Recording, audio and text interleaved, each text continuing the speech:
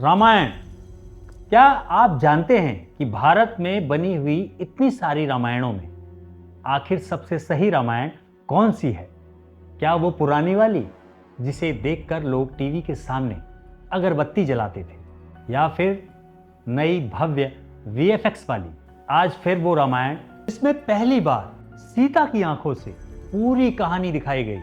आज हम जानेंगे भारत की सबसे बड़ी, सबसे प्रभावशाली और सबसे अलग रामायणों का पूरा सच, और अंत में बात करेंगे उस रामायण की जो आने वाली है और जो सब कुछ बदल सकती है। रामायण सिर्फ एक कहानी नहीं है, ये भारत की संस्कृति, धर्म, आदर्श और भावनाओं का आधार है। हर युग में, हर माध्यम में रामायण को अलग अलग तरीके से दिखाया गया है। कहीं राम भगवान हैं, कहीं राजा, और कहीं आदर्श पुत्र, और कहीं एक संघर्षशील इंसान। तो चलिए शुरू करते हैं भारत की रामायणों का यह सफर। सबसे पहले आते हैं 1943 की फिल्म राम राज्य। यह फिल्म पूरी रामायण नहीं दिखाती, बल्कि एक सवाल पूछती है, अगर राम राजा हो तो राज्य कैसा होगा? यहां राम एक योद्धा नहीं, बल्कि एक आदर्श शासक है। हर निर्णय धर्म के अनुसार, हर कदम जनता के लिए।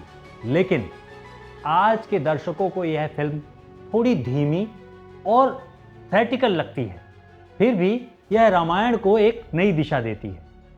राम सिर्फ भगवान नहीं, शासन का आदर्श है।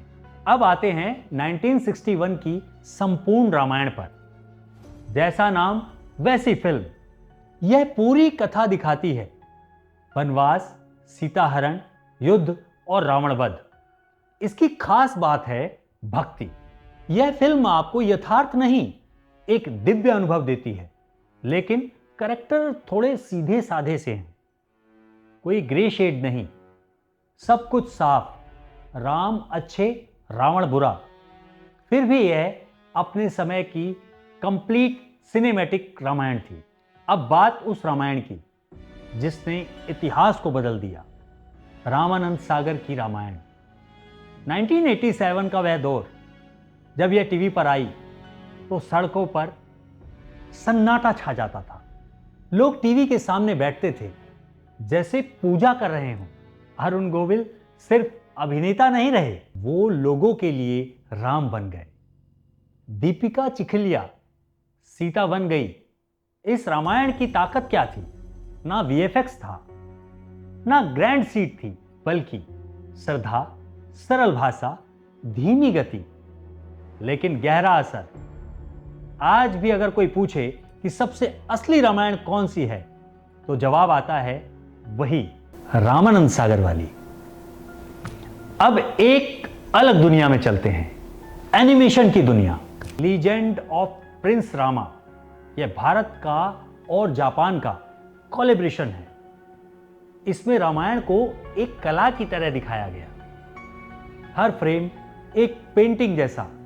यह बच्चों के लिए कार्टून नहीं है, बल्कि एक मैच्योर सिनेमैटिक एक्सपीरियंस है। यह आम जनता तक उतनी नहीं पहुंची, फिर भी क्वालिटी के मामले में यह टॉप लेवल एडेप्टेशन है। मॉडर्न टीवी और रामायण 2008 से 2012 तक की रामायण, इनका लक्ष्य था नई पीढ़ी को रामायण से जोड़ना। Better visuals, faster story telling. लेकिन एक समस्या थी, कंपैरिजन।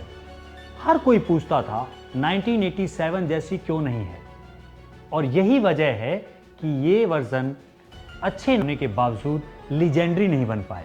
सिया के राम। अब आते हैं सबसे अलग रामायण पर।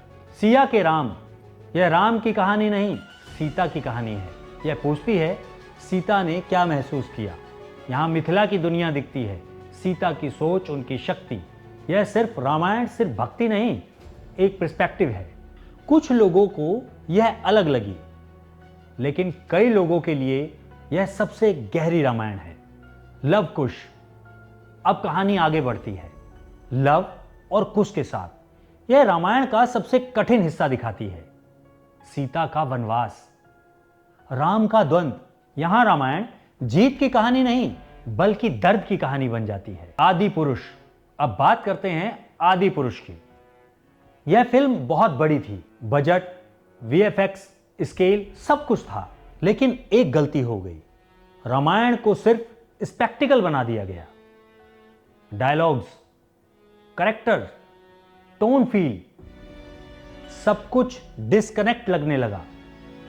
इस फिल्म ने हमें एक लेसन दिया, रामायण को मॉडर्न बनाना आसान नहीं। और अब सबसे महत्वपूर्ण, नितेश तिवारी की आने वाली रामायण, ये सिर्फ एक फिल्म नहीं, ये एक टेस्ट है। क्या ये बैलेंस बना पाएगी भव्यता और भावना के बीच? अगर ये सफल हुई तो ये नई पीढ़ी को डेफिनेटिव रामायण बन सकती है। अगर नहीं तो लोग फिर कहेंगे रामायण को समझा नहीं गया। अगर दिल से पूछो तो रामानंद सागर की रामायण, अगर सोच से पूछो तो सिया के राम, और अगर भविष्य से पूछो तो नितेश तिवारी की रामायण। अब आप बताइए कि आपके लिए सबसे सही रामायण कौन सी है? जय श्री राम।